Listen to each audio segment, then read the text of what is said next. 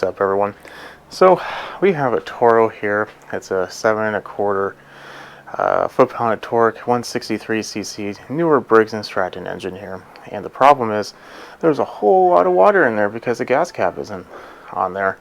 I did a previous video on the wheels. I don't know if I'm even going to be posting this, so if that wheel video goes real well, then I might.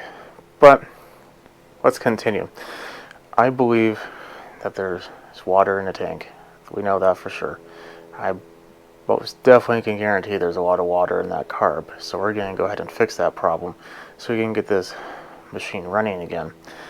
Having said that though, before I continue, if you like what you see, subscribe. I post videos multiple times a week, and I'll eventually get to the equipment that you're looking for, so subscribing is the best way to keep up to date and see if I can get to yours if you have any problems with it. Anyway, let's go ahead, and what I'm going to do is I'm going to take off this cover. This fall is just all over this machine. And there is screw.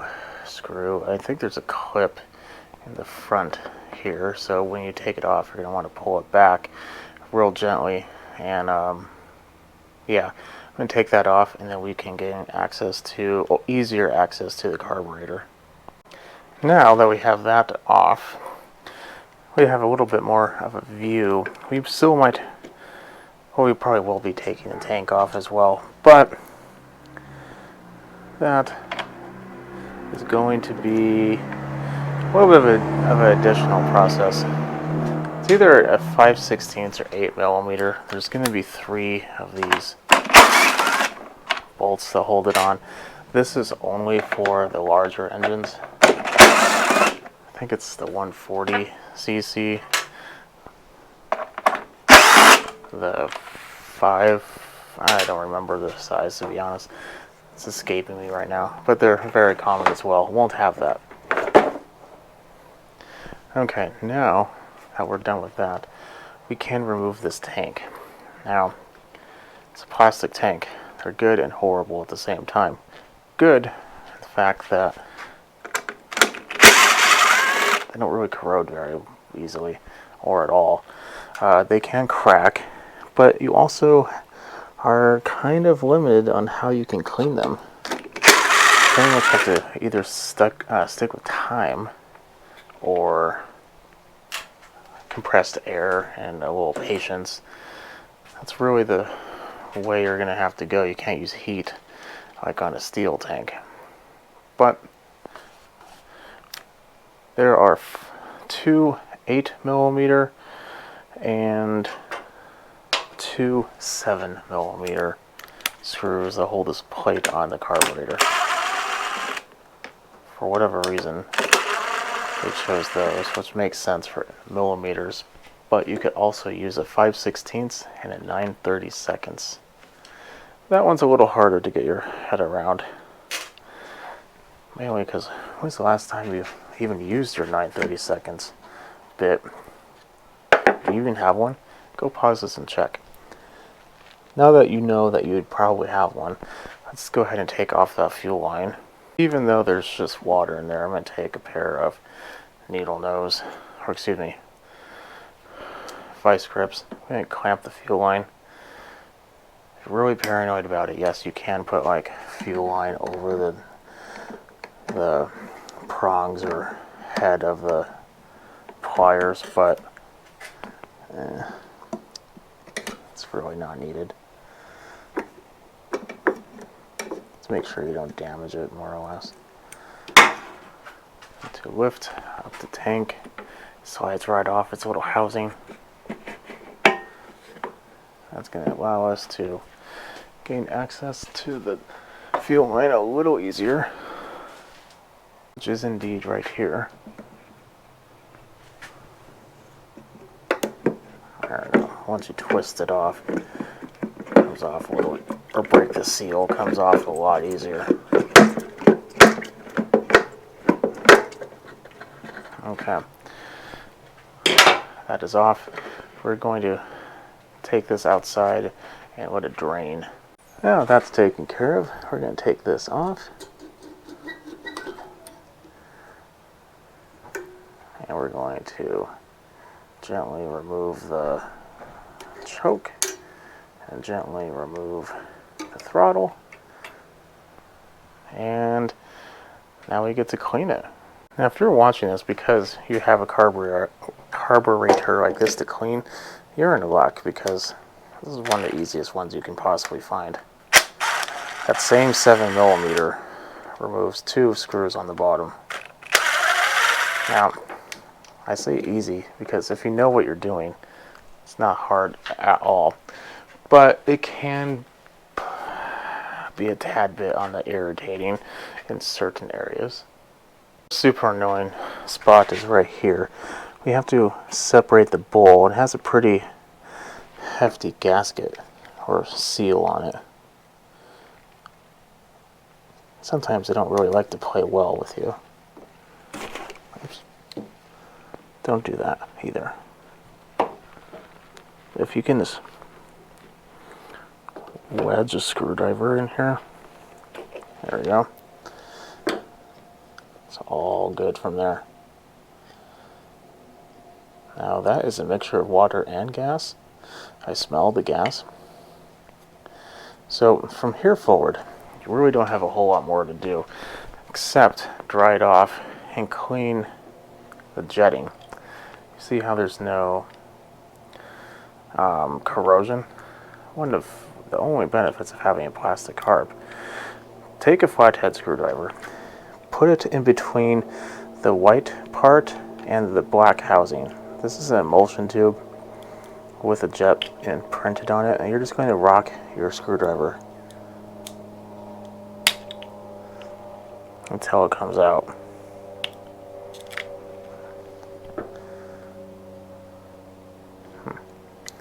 This one's being temperamental.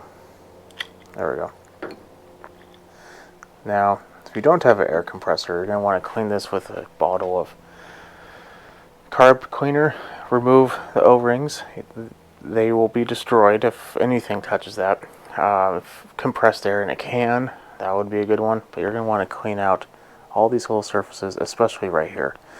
This one is where the money is. So I'm going to get this dried out, blown off, cleaned up, get my hands clean, and we'll reassemble it. I really cannot stress enough about getting this dry. The reason being is water in this carb is pretty much a no start of any amount, more or less. See how dry that is? Dry. Very dry. If you need to let it sit, let it sit. You'll be happier with yourself later. But now we are done. I got it cleaned up. And put it back in. There we go. Press down, clipped in, perfect. Making sure the float and everything is okay. And we're going to put this back on. It only really goes one way. There we go.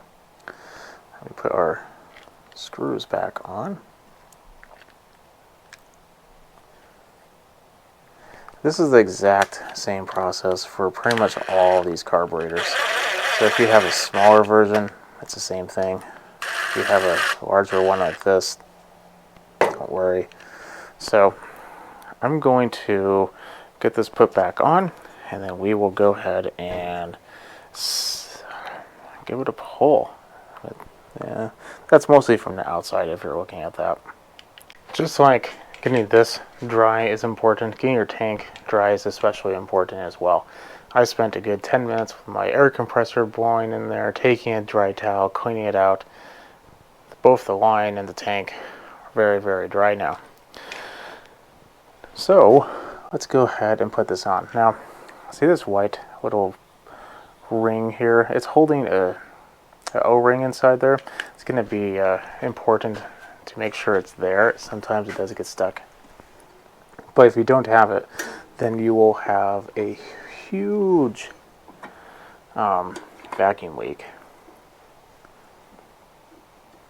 And in general, vacuum leaks are not the most fun thing in the world to have to deal with. So if you don't have to, don't.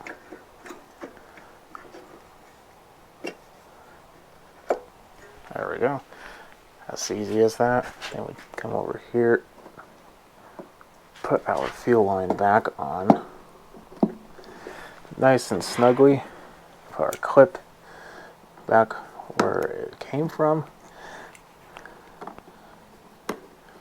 Now it could be just like a wise tail, I suppose, but I always end up putting my clips, if it's on a used line, where the marks were before, like the witness mark. That's where it originally came from. That's where the line's used to. The pressure, everything is where it should be. Probably doesn't need to be, especially if it's new enough, but I'll let you deal with that in your project. But that's just my preference. I also would not recommend using impact driver on this plastic carb.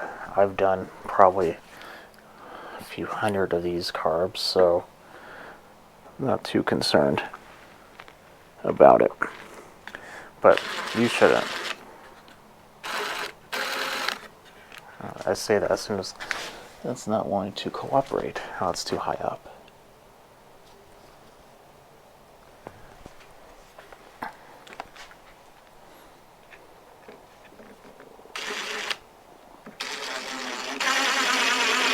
There we go. Much better. Now we have our 5/16. The 5/16 does not go on or in the actual plastic part of the carburetor, but on the little metal plate that kind of holds it in place. That doesn't mean you shouldn't be careful, though. And at the end of the day,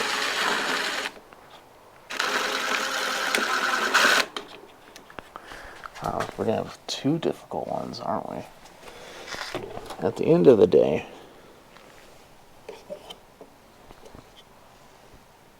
yeah, we're going to have two difficult ones. The plate is bent a little bit, so we're going to...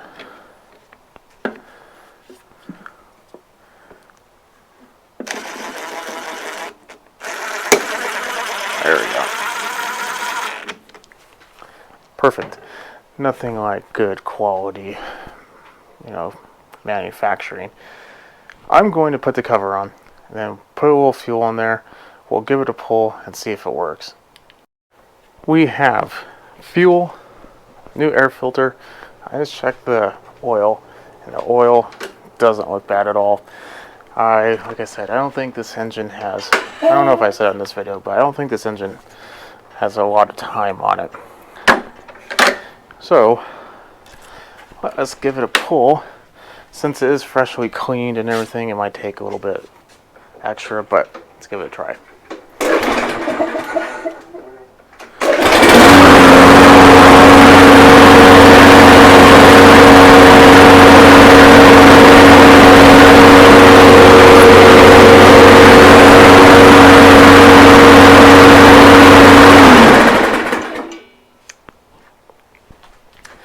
Not gonna lie, sounds pretty nice at all, and very good actually. That smoke you're seeing is actually steam, but it's running. It's really good, and there's no more water. I'm gonna probably use it today, or actually probably tomorrow, because it's pretty much nighttime in about 15 minutes. But other than that, it's a good little running machine. If you have any questions on removing water from your fuel system, even if it's not like this, leave a comment below. Be happy to help out. If you have any comments at all, leave them. Put a thumbs up if this helped you. And I'll see you in the next video. And don't forget to subscribe. Have a good night.